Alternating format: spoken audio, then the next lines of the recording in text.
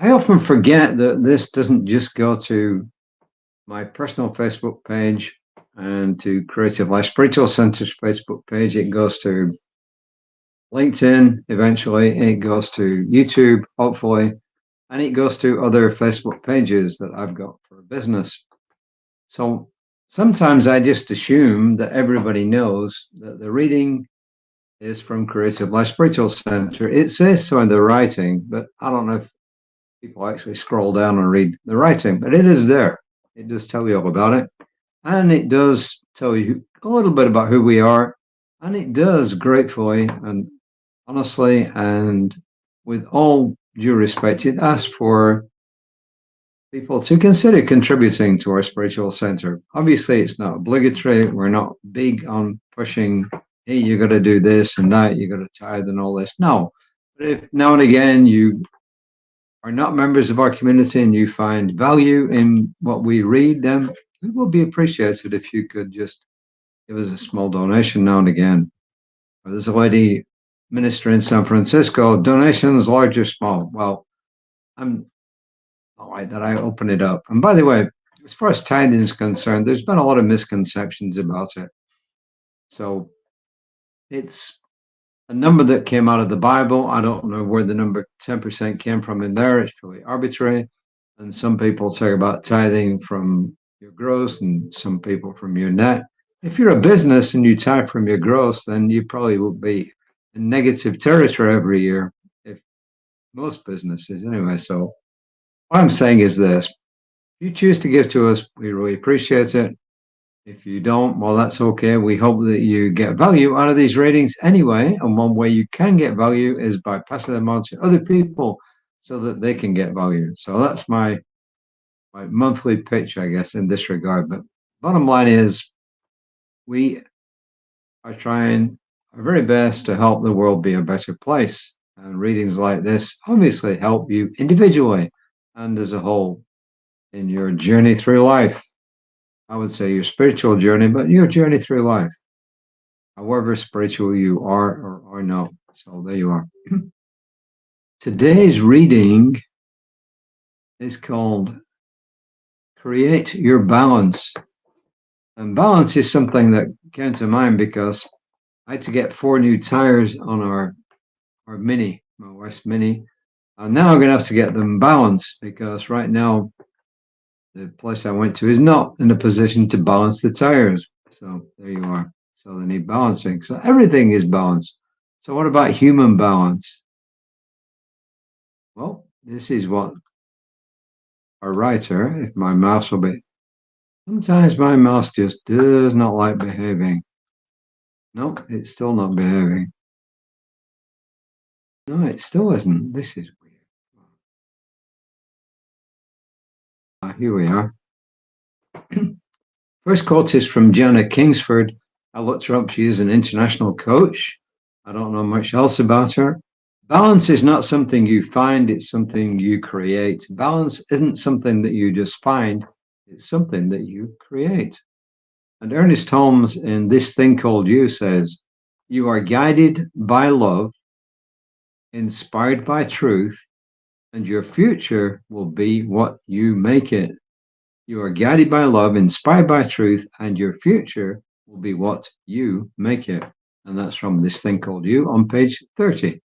Ernest Holmes, founder of Religious Science, aka Science of Mind. And this is from our writer this month, who says, creating the life of your dreams requires balance in play and work, in time creating and time doing the tasks that are necessary to function, in balancing our time between meditation and action. Our society focuses on action and what we do, which is important, of course. What we may find we neglect is the opposite of action, which isn't inaction. Well, it is inaction in a way, but it's downtime, the time for reflection and prayer. A balanced life has both. When we live balanced lives, we can experience peace. Somebody put it this way, actually. They said, we're not just human doings, we're human beings and human doings. And the human doings, of course, are the action. Human beings, well, you know what the opposite is. From Reverend Chris, she says, finding the right balance is sometimes innate. In other words, you just know. Life can hand us times of chaos, though. Unexpected illness, divorce, loss of a loved one. In those times, we most need to find balance.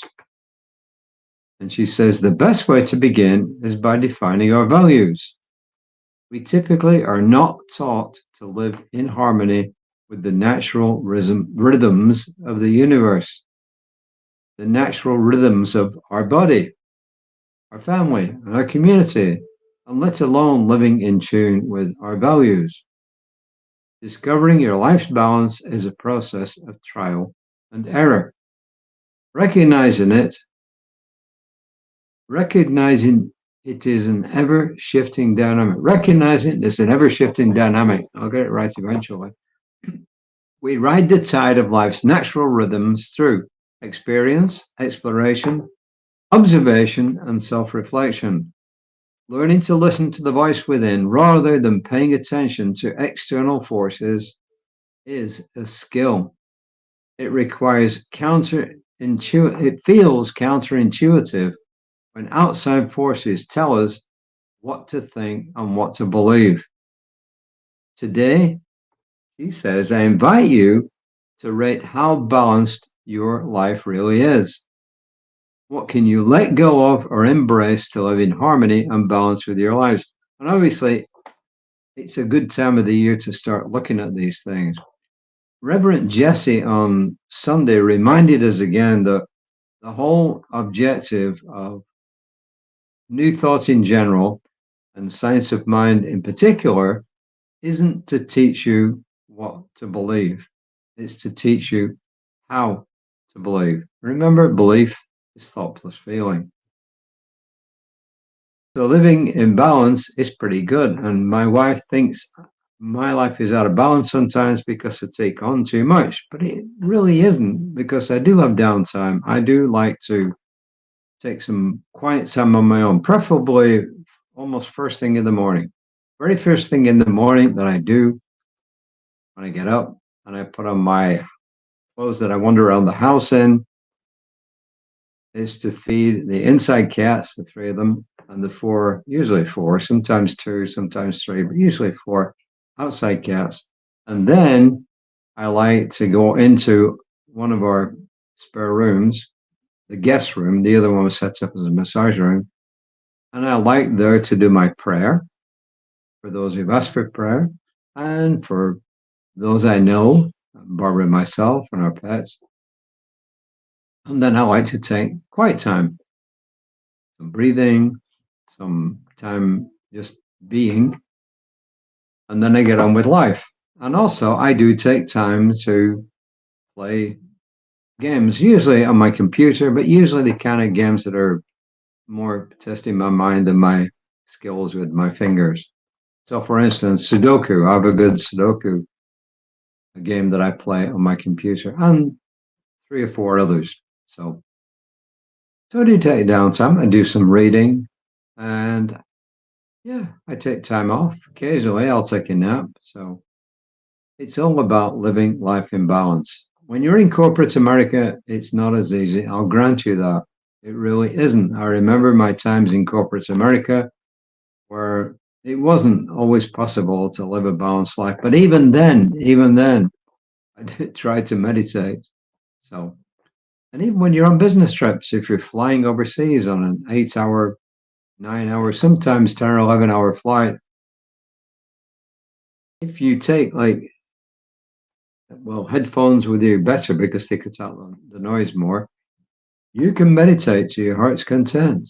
Once the drink service and the meal service has stopped and everybody's kind of settled down, it's a great time just to sit there and reflect and just meditate, put on some music or put on some actual guided meditations or just do your own thing. So we can always find a little bit of time to do some downtime. So her whole message, of course, is to live our life in balance. A lot of people say action, human doings. No, we should never do that. always be human beings.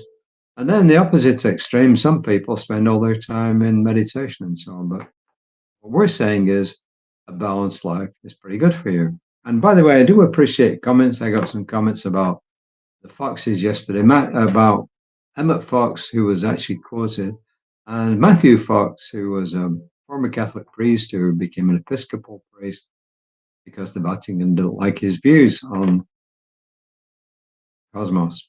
So, Reverend Lisa will be back tomorrow at 9:15-ish. She says it's an easy time for her because it works from when she gets up to when she has to be at work. I think she has to be at work at 10 or 10:30 or something. So that works out fine for her. And this time works better for me, usually. So anyway, until next time, still cold out there if you live in Southeast Texas. It's even colder if you live further north.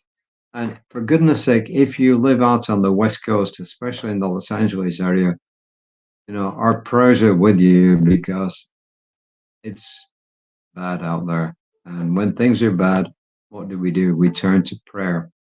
We turn to prayer and know the best for everyone and everything. So until tomorrow or the next time you tune into this channel, namaste.